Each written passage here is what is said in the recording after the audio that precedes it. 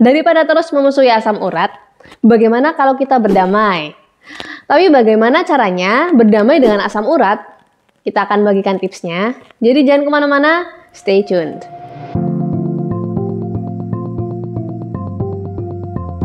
Assalamualaikum warahmatullahi wabarakatuh. Halo teman Visio, kembali lagi dengan saya Lelia Hamidah, teman Visio Anda. Kali ini kita akan bagikan tips atau cara ya, agar kita bisa hidup damai dengan yang namanya asam urat. Tentunya dengan menerapkan manajemen hidup yang sehat. Seperti contohnya melakukan diet sehat untuk asam urat. Ini merupakan langkah penting ya, penting dalam mengolah asam urat. Menghindari makanan tertentu yang tinggi purin dapat membantu mengurangi kadar asam urat dalam darah dan menurunkan resiko terkena gout arthritis atau radang sendi yang disebabkan karena tingginya asam urat. Tapi uniknya baru-baru ini para ahli tuh menganjurkan teman Visio daripada terlalu fokus pada makanan yang harus dihindari atau pantangannya ya. Mending kita ganti pola makan sehat dan menurunkan berat badan jika ada kelebihan berat badan atau obesitas. Ini juga bisa mengurangi gejala asam urat. Nah, pola makan sehat kebanyakan fokus pada makanan dari sumber nabati seperti sayur mayur, buah-buahan yang kaya akan vitamin C, kemudian ada kacang-kacangan dan biji-bijian.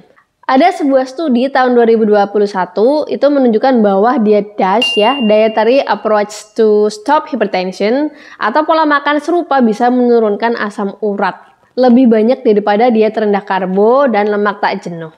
Nah, penelitian lain juga telah menemukan bahwa vitamin C dapat menurunkan kadar asam urat. Penderita asam urat dapat memperoleh manfaat dengan menambahkan buah jeruk dan makanan lainnya yang mengandung vitamin C seperti stroberi ke dalam makanan mereka. Gak terpatok sama buah-buah itu ya, banyak buah-buahan Indonesia yang kaya akan vitamin C. Jadi, don't worry.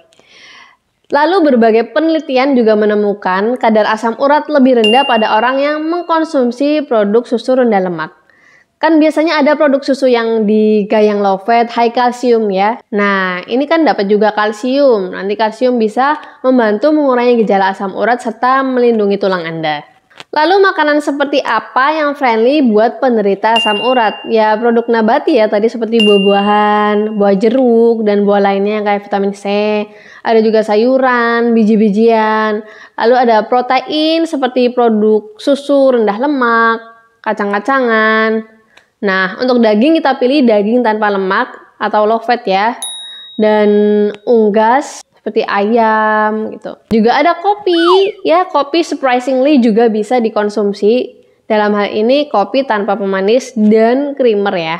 Lalu teman Visio juga dianjurkan untuk minum air yang cukup biar bisa membantu fungsi ginjal lebih baik ya. Jadi limbah asam urat itu bisa kita keluarkan dari dalam tubuh dan terhindar dari dehidrasi.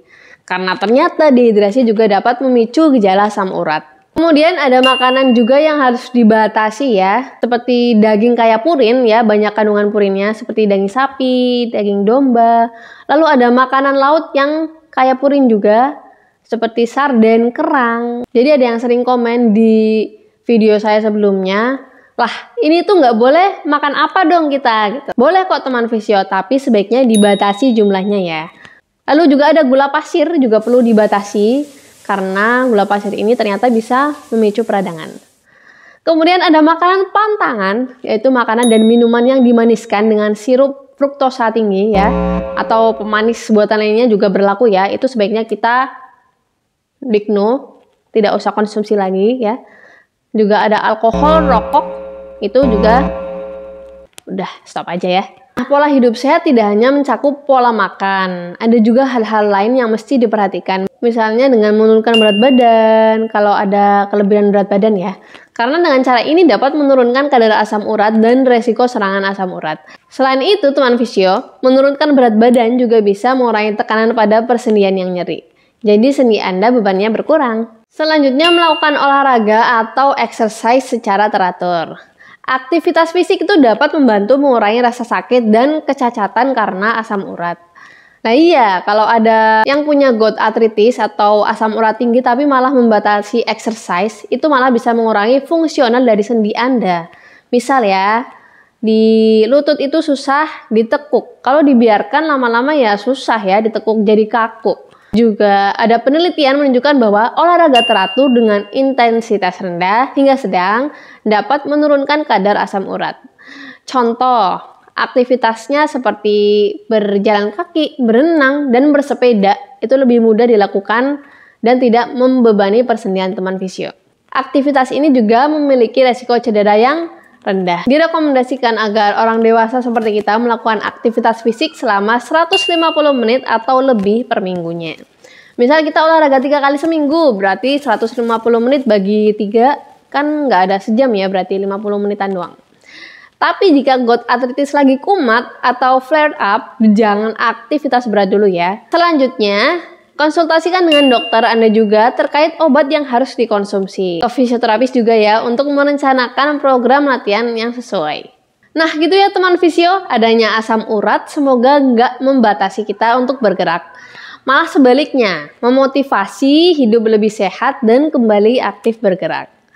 Sekian teman fisio, informasi yang bisa kita sampaikan. Semoga bermanfaat. Terima kasih karena telah ikut bergerak bersama kami. Sampai ketemu di kesempatan selanjutnya. Wassalamualaikum warahmatullahi wabarakatuh.